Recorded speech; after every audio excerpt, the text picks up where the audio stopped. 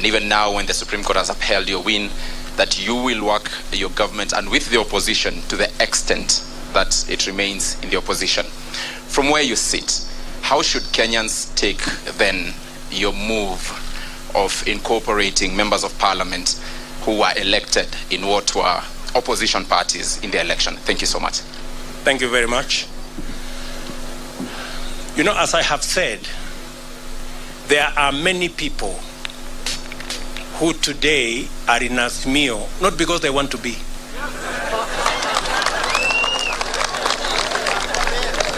We have many people who are forced, blackmailed, threatened into belonging to Azimio.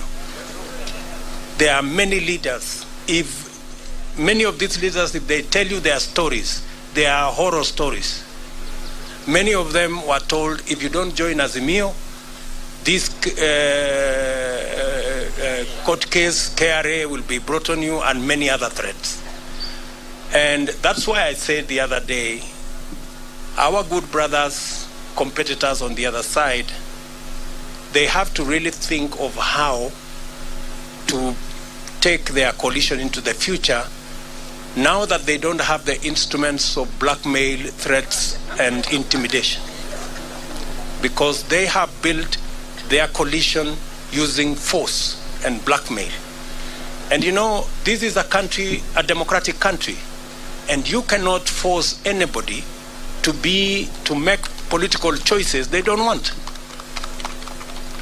Imagine even a law was passed that makes people prisoners of a certain coalition. That once you sign a piece of paper here, and they make sure you sign that piece of paper at night when the lights are switched off. And then you are told, once you sign, you cannot leave. You know, that is not a country that we all wanted to belong to. So there will be people who will want to join Kenya Kwanza, and you know, a majority of the people who have decided to come and join Kenya Kwanza actually were people who we were together before. They were just boxed into a corner, threatened, blackmailed, and told they must belong to a different formation. So, because we are a country of free choices, yeah, I want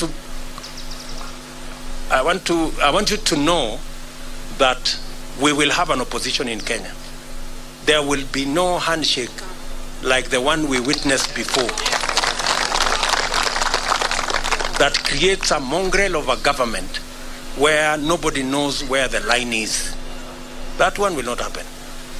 But there will be people who will choose because of preference, because, for example, I'm sure maybe you're talking about Ali Roba and his team. Ali Roba and his team are members of Jubilee. We were together. Or Kiraitu Murungi for that matter.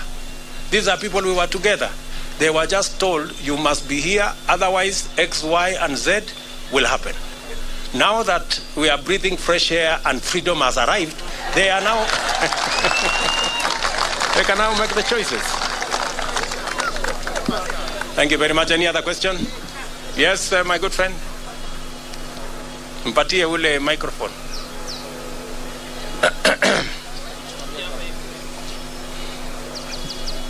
Congratulations, Sir President William Ruto. Asante. My name is Kevin Mihona from Mwangaza TV. Yes. Your Excellency President, there are young men like us who had some different thought about the verdict of this ruling with the court. What would be your encouragement to them? They are burning. I've been from the streets of Nairobi, and some of them are burning. Kindly tell them a word of hope. Thank you. As I have said, two things. We are a democracy. And in a democracy, the majority have their way, the minority have their say. Number two, I have said here, the administration we are going to run is the administration that is going to serve all Kenyans, irrespective of whether they voted at all or whether